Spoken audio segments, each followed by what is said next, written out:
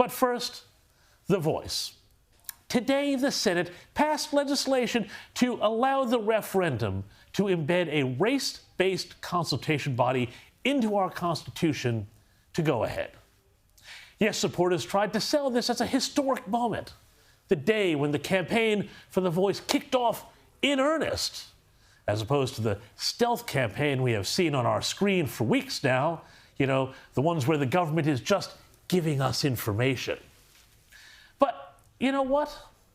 I didn't see history made today. Instead, I saw the moment when the cracks that underpin the politics of the voice finally came out in the open for all to see. Now, from the start, Anthony Albanese has been clear that he thinks the voice is no big deal. Just a nice thing to do.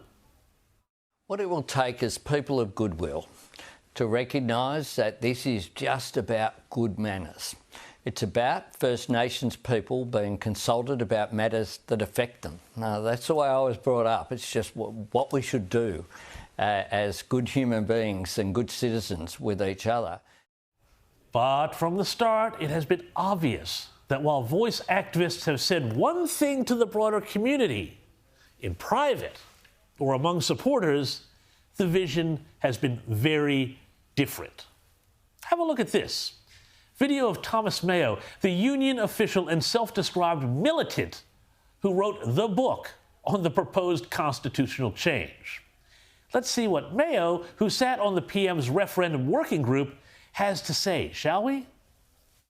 And John Howard, that bastard, he took away a voice. And we've called for a voice so many times in the past because we know Black Lives Matter and we know we need to make them listen. This is the first step. It's a vital step and it puts all the explanation behind it. Pay the rent, for example.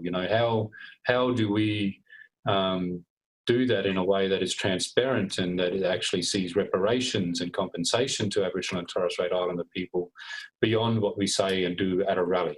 Because I know you comrades that are listening today will continue to support our struggle, and you are an important part of the struggle, just like our communist elders have been an important part of our struggle. The power in the voice, campaign for that, and punish politicians that ignore our advice. That is where the power comes from.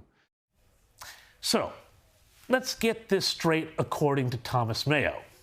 John Howard is a bastard. White Australia needs to pay the rent.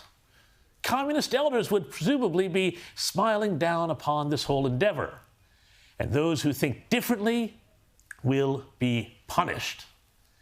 This, frankly, to me confirms something that has long been clear about the voice.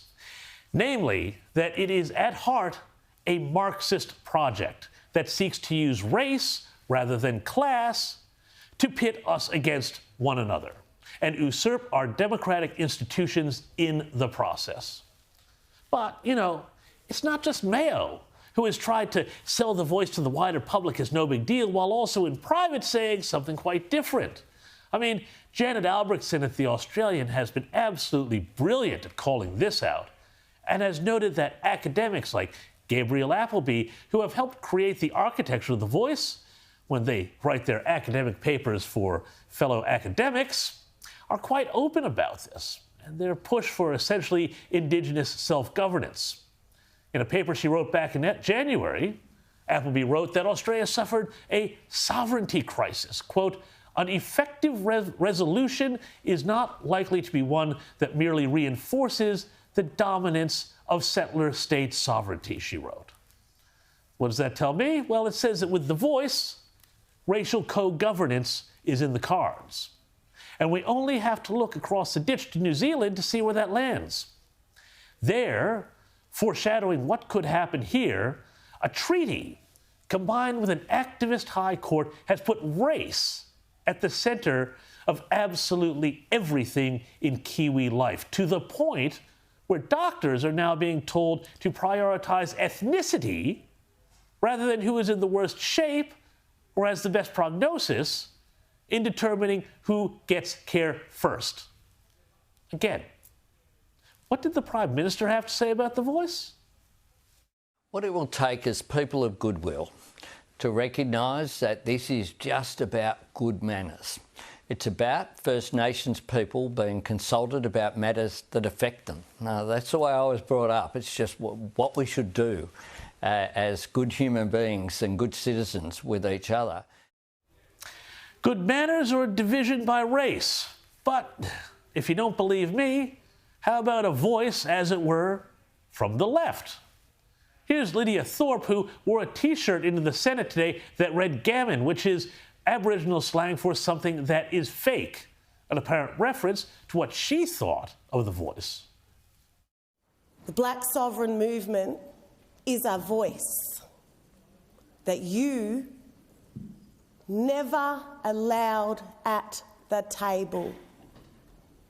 If that is anything to go by, then your tokenistic voice, what hope has that got? Who's going to listen to a token voice?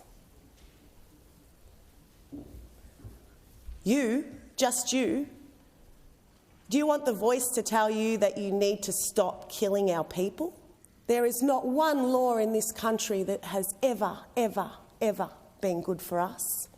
Not one. And now we're meant to accept a powerless voice. It is truly assimilating our people so we fit nicely as your little Indigenous Australians. It's what you want us to be, right? I'm not hearing much in the way of polite request from anyone here. In fact, all I'm getting is a whole lot of division.